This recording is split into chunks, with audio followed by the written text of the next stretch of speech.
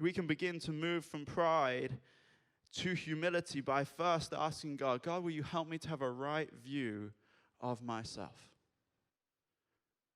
God, will you help me to see me the way that you see me?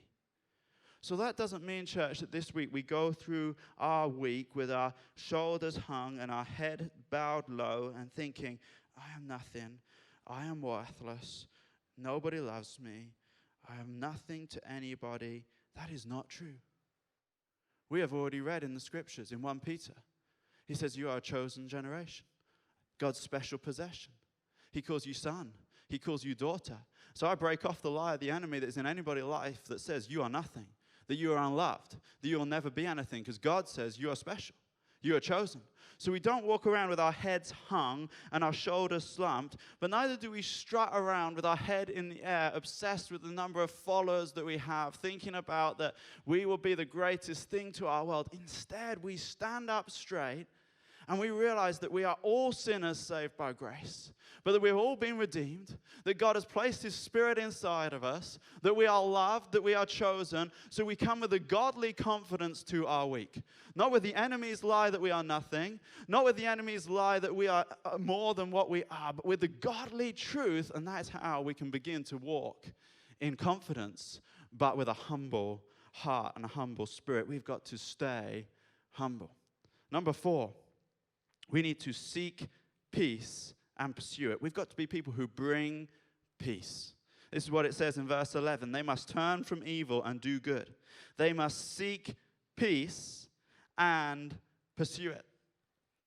The word used here for peace, it does mean a lack of conflict.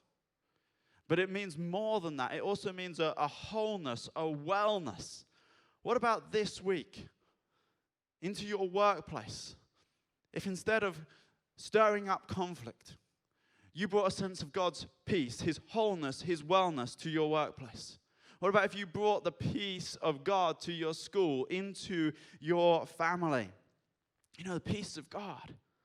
It goes well beyond being someone who doesn't just start conflicts. Oh, I didn't say the first word.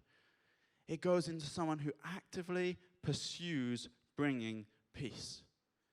Who's praying, God, will you help me to bring something of your wholeness and your wellness to this place where you have brought me today?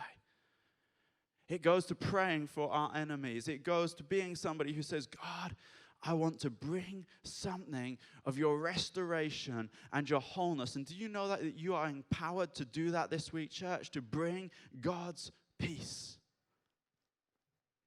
But we can only bring the peace of God to our world when we have known something of the peace of God in our life. And I wonder, you might be struggling to find peace today. Well, I want to remind you that peace is found in proximity. See, peace isn't found in a place. Peace isn't found when you buy that new house. Peace isn't found when you move to that new city that you're hoping to get to. Peace isn't found in a place. It's not found in a position either. It's not going to be found when you get that promotion. Getting your degree and getting a first-class honors will not bring you peace. Do it, but it will not bring you peace, because peace isn't found in a place. It is not found in a position, but it is found in a person, through Jesus Christ, the Prince of Peace. Peace is found by us getting in proximity with Jesus Christ. I can struggle with peace. Let me be honest with you. I can struggle so much at times to know God's peace. But you know what I have found to be true every time? That the closer I draw to Jesus, the more peace I know in my heart. Because peace is found in proximity to the Prince of Peace. Let's be people who draw close to God. And having experienced something of His peace, take it out to our world this week. Number 4, we're going to bring peace. And finally, number 5, we are going to share Jesus. It goes on, doesn't it, right at the end of what we read today in verse 15 to say, but always be prepared to give an answer to everyone who asks you to give the reason for the hope that you have. But do this with gentleness and respect. You know, one of the concerns that I have for my life, and I guess I'd broaden that out and say the life of the church, is that we would somehow allow a fear of failure, a fear of standing out, a fear of not being acceptable in the world's eyes, whatever that looks like, a fear of being then excluded to hold us back, to hold me back from sharing the good news and the hope that Jesus Christ has brought into my life with those people that I walk past in the street every day. May that not be true of me. May that not be true of us, church, that we allow something of a fear to hold us back from sharing the life-changing good news of Jesus with our world. Because we have got to be people who share Jesus. I want to encourage you. You might need to do something like this passage suggests to help you feel prepared.